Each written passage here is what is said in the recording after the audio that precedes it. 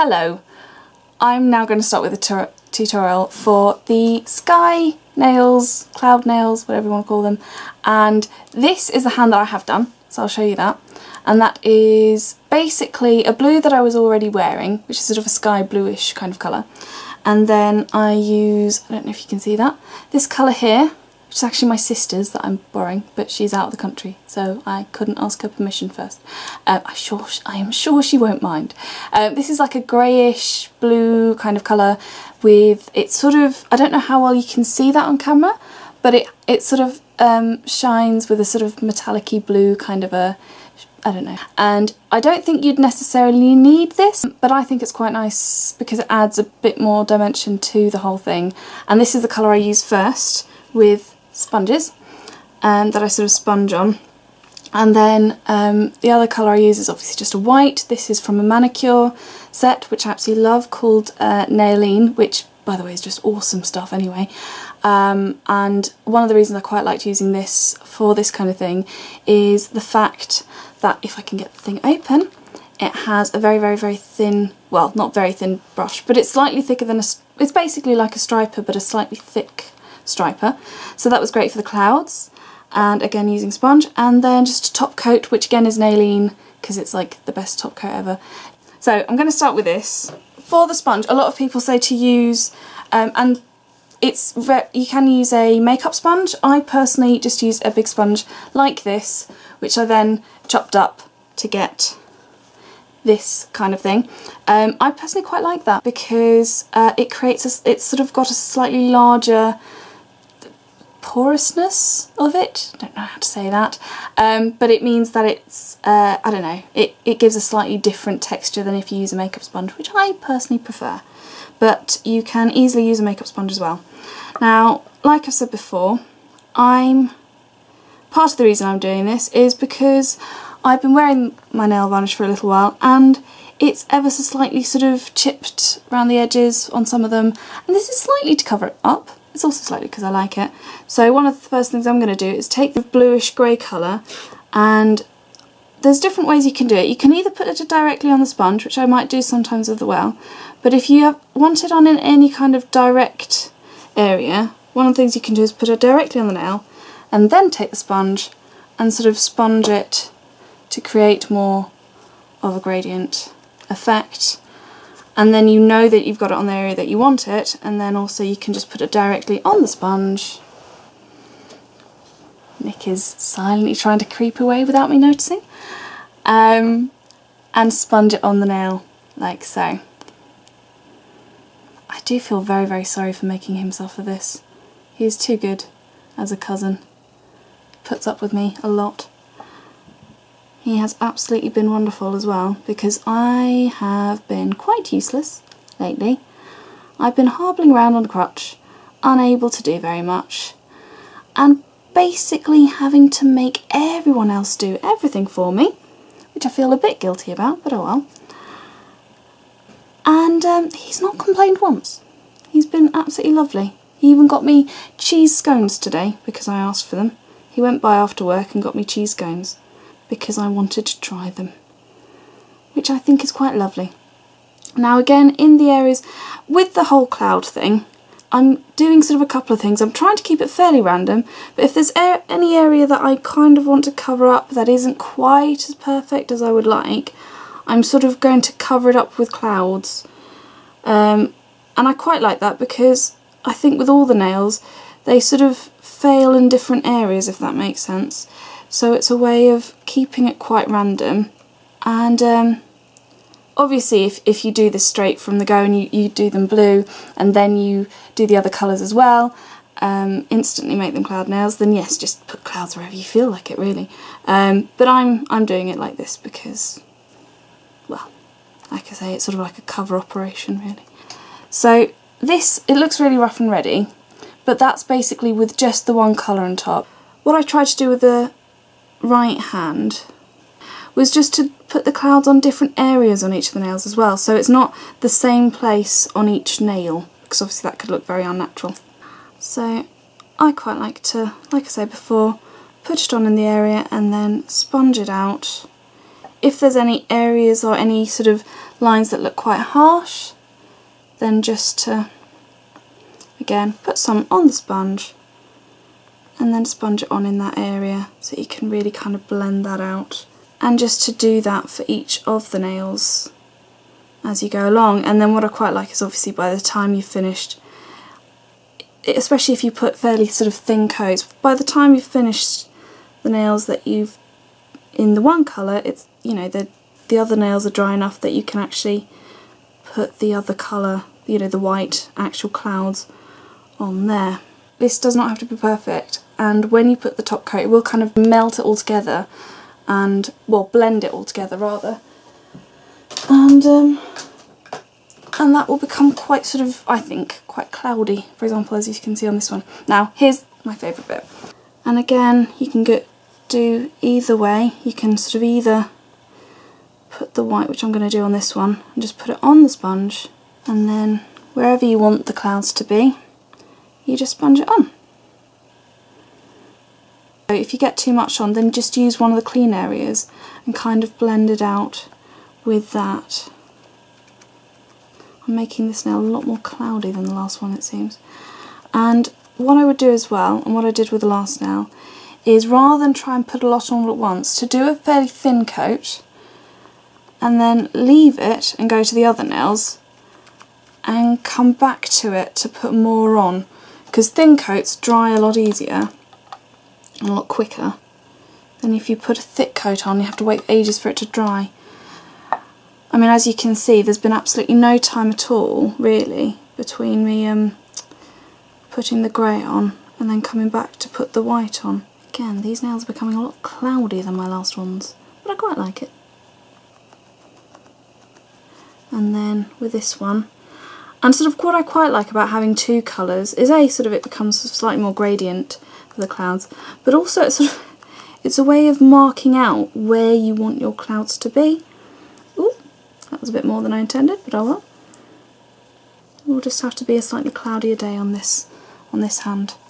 Now what I'm also going to do, which when you've got the sponge, you can create a fairly sort of general cloudiness, but what I quite liked as well was to try, when you've actually got a fair amount on that you quite like, was to, again I've got another bit of fluff there, possibly the thing that's a bit better about using an actual makeup sponge rather than just a normal sponge is that they're more sort of sterile. But what I quite liked, oh I should have told you that, is to get off as much of the white as you can, and with a little sort of striper thing, basically sort of dabbing it on the nail.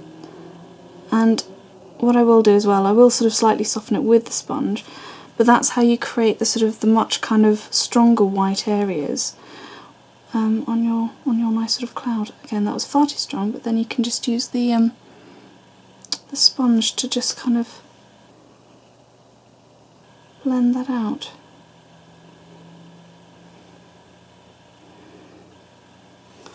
And just sort of carry on until you're happy with it, really. And if you get too much on there, you can very easily go into either your blue or your sort of greyish blue and blend it out in the same way that you would with any other kind of makeup. You can sort of just go, oh, I've put too much white on there. Oh, okay, I'll just put some more blue on there and just blend that out and see if it works. And it's all for fun, really. There's no point in getting too worried about getting things wrong that you don't actually do them, is there? This is actually the bit I find quite fun, because it's sort of something you don't get to do very often, is to try and be messy. But that's, anything natural and sort of clouds and so on are quite messy, really, aren't they? Sort of get to, usually when you're doing your nails and so on, it's about making sort of a nice smooth line, and this is about sort of almost like the opposite of that. So, quite fun.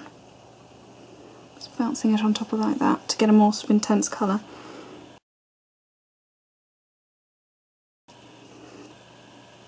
I don't know if you're supposed to do that, but I'm even using my finger a bit. Probably a bit naughty, and you shouldn't really do that, but it's like when you're doing arts and crafts and you use your fingers. At some point you're always going to get carried away and just be like, oh, I can smooth out that bit of clay with my fingers, it's just easier. So you may as well. I've watched a lot of these sort of nail art tutorials of various things, and they always say, like, if you mess up around your nails, you can always just get a cotton bud dipped into nail varnish remover and clear up around your cuticle and everything, which is very true.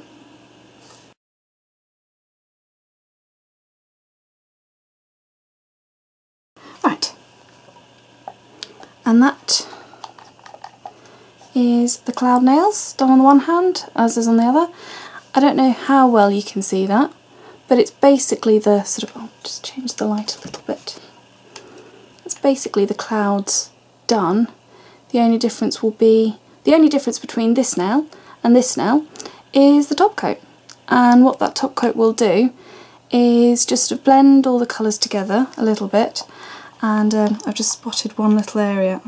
Typical, as soon as I'm like, oh, it's done, I've just spotted one little area that could just be a little bit more cloudy. Because that's typical me. As soon as I say I'm done, I see something else I can do ever slightly better. And I'm a tiny bit of a perfectionist, I guess, in some ways. So, yes, so I'm a lot happier with that now. Probably no one notices apart from me. But I wanted that nail to be slightly more cloudy. And one thing I've noticed as well, once this is dry, I'll do the top coat and you can see how much that changes it.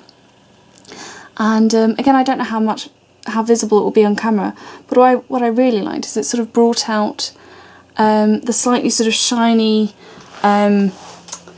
grey kind of, the tones from the grey blue that were shiny and shimmery, and it kind of brought out those slightly. And I don't know, it just made it look ever slightly more natural, I found, which I really liked. And it also reminded me of the phrase, because it's sort of grey and shimmery and shiny, it sort of looked slightly silvery, and it made me think of the phrase, every cloud has a silver lining. And I thought that was quite apt. Especially as me falling down a flight of stairs, which was definitely a cloud, has a silver lining of I've now been able to spend, well, I'm going to be spending a couple of weeks with my family here in London looking after me, and with my best friend Kate, which has been awesome. And you know, it's not nice to fall down a flight of stairs, but it is nice to spend time with Kate and Nick and my grandma and people. So, you know, there are always silver linings, even to very silly things like falling down flights of stairs. So, I'll just put the top coat on now. You can see this whole thing come together quite nicely. Like that. So that's one now. And hopefully the others will be dry enough, yeah, that I can do the same on that. Yeah, I would definitely say, if you're going to do this, either make sure that there is absolutely no fluff on the sponge, although these weren't new from the packet, so I'm surprised that there was fluff on them, but maybe they don't think it's important with kitchen sponges. But maybe that's why it's better to use makeup sponges, because there's absolutely no chance of silly bits of fluff getting in and ruining your nails. I guess it's a bit like when you're painting a door and there's fluff on it, and then you just accidentally paint the fluff into the door, and then whenever you look at the door from that point on, you can see the bit of fluff and it annoys you.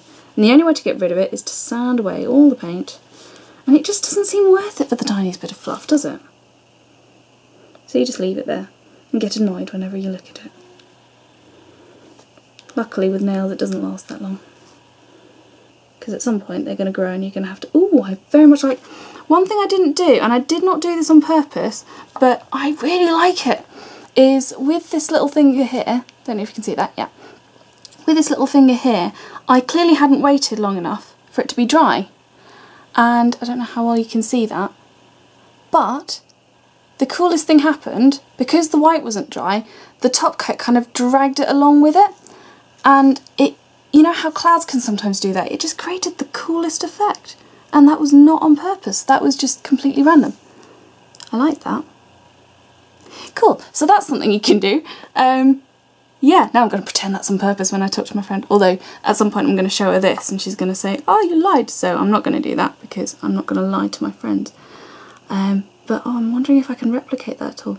I've kind of done it a bit on this nail, but on the little finger it happened really, really well. Bloody fly. And it just swept it along with it. That was totally by accident, but that was so cool. Oh well. So yeah, so that's my nail art tutorial. How weird is that? Just take the sponge away. And yay, these are my cloud nails. I'm quite pleased with them. Yay, I'm so happy. Okay, I'm going to stop now because it's getting silly. But yay, ta-da!